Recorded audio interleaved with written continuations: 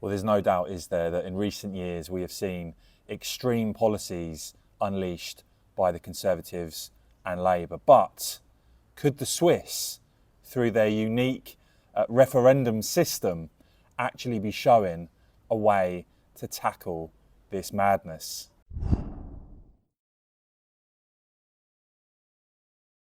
So look, before I get on to what the Swiss have planned, which really could change everything, let's just look at the extreme agenda that's been unleashed in recent years by the Conservatives.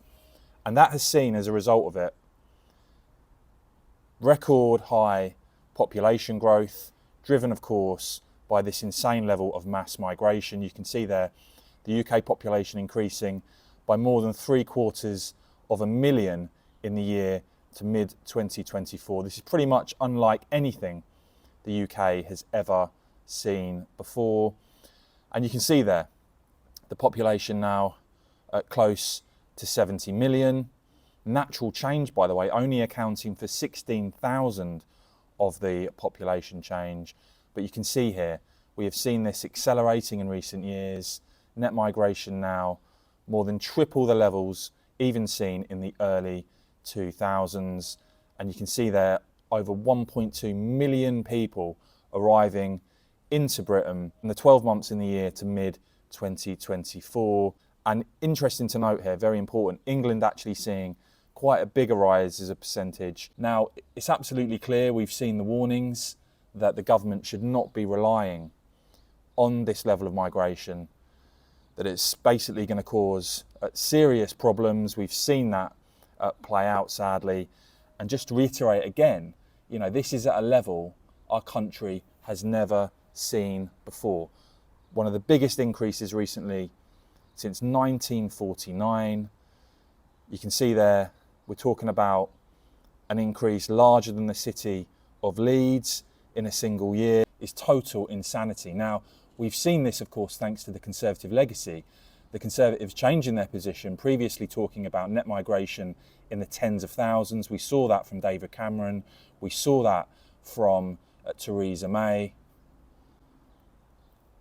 However, they totally turned their back on that and failed to deliver comprehensively. And instead, of course, you saw the Conservatives ramp up levels to close to 1 million net in a single year. Absolutely bonkers. As far as I'm concerned, the Conservatives should never be forgiven for that. But look, when it comes to what is actually happening as a result of this, I mean, just look, for instance, at the welfare budget. More than £1 in every £6 now paid out of Britain's main state benefit goes to foreign nationals. More than £10 billion paid out in universal credit to non-UK citizens last year. £10 billion in a single year. Absolutely nuts. And it's through that context, therefore, that you have to view Sir Jim Ratcliffe's latest comments. And huge levels of immigrants coming in. I mean, the UK is being colonised. It's costing too much money. It will cause... Being colonised? It'll cause... Well, yeah. The UK is being colonised by immigrants, really, isn't it? I mean, the population of the UK was 58 million in 2020. Now it's 70 million. That's 12 million people. You met recently with Nigel Farage, didn't you? I did. Do you think that they would be a good government if they were to win the next election? I think Nigel is an intelligent man, and I think he's got good intentions, but in a way you could say exactly the same about Keir when Keir came in. I think it needs somebody who's prepared to be unpopular for a period of time to get the big issues sorted out, would be my view. Now, unsurprisingly, Prime Minister Keir Starmer said that these comments were offensive and wrong and that Ratcliffe should apologise. Meanwhile, Nigel Farage saying that, look, what we've seen in recent times has changed the character of many areas of our country and that Labour are trying to ignore that, but Reform won't. Sir Jim Ratcliffe, one of the richest Britons in the world, of course the boss of Ineos and now a major shareholder in Manchester United Football Club, has caused outrage by his comments. So what's he actually said? Well, he said that our population has gone up from 58 million to 70 million, and that with 9 million people of working age on benefits, we don't need mass migration. He said much of the country had been colonised by immigrants. Now that word was a controversial word, and he said, okay, if you don't like the word, we'll tone it down. But just think about this.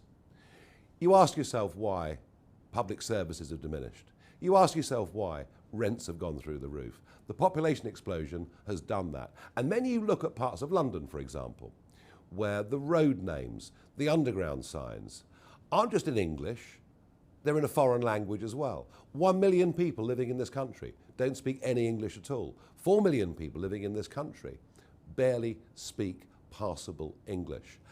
And that's the point that he was making, that big areas of our towns and cities have been changed into something completely different to what they were, and that it's all making us poorer. And I don't really care if Number 10 is in uproar or if much of mainstream media find his comments too difficult. I believe firmly that Jim Ratcliffe is right. Keen to know what you think. But what's really interesting is when you compare this situation to what is going on in Switzerland, where a big referendum vote is now confirmed, is now on the way.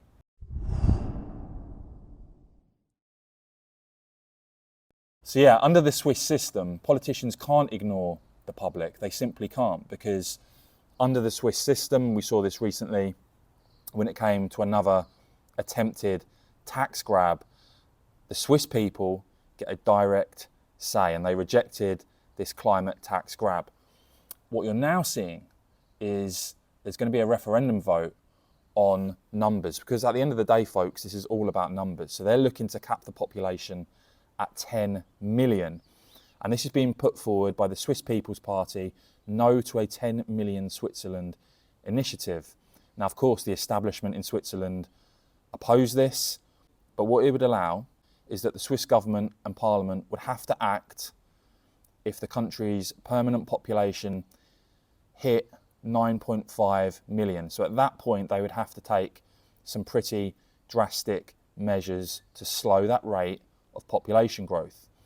So this would involve the Swiss government being obliged then to take action in a country where about 27% of Swiss residents are not even citizens, and the Swiss People's Party, which is Switzerland's biggest party, saying that the population explosion in Switzerland, does this sound familiar, is straining the country's infrastructure to breaking point. And by the way, this isn't a fringe party, it's a party that is dominating Swiss politics, and you can see there is pretty big support for this No to a 10 million Switzerland initiative, showing what the people of Switzerland actually think about it. So look, I think this sort of referendum actually shows you the reality of the situation, what people think about it, and that sort of words about vague action in the future isn't good enough. And what will be really interesting now with this referendum, if the Swiss people do back it, is I think it will seriously kick off the conversation right across Europe, where of course you're seeing right-wing parties, nationalist parties making big gains. And indeed, I think in Britain, where we've seen, as I said, this extreme approach from the Conservatives being carried on by Labour, this simply cannot go on. People can see this is totally insane. That is why immigration a lot of the time is the number one issue for voters now, ahead of the economy. But look, please do let me know your thoughts on all of that in the comments below. Would you like to see a similar style referendum in Britain? As ever, I will keep bringing you all the latest on this and much more, guys. So please do whack this video a quick thumbs up. I'd really appreciate it. And of course, as ever, cheers for watching.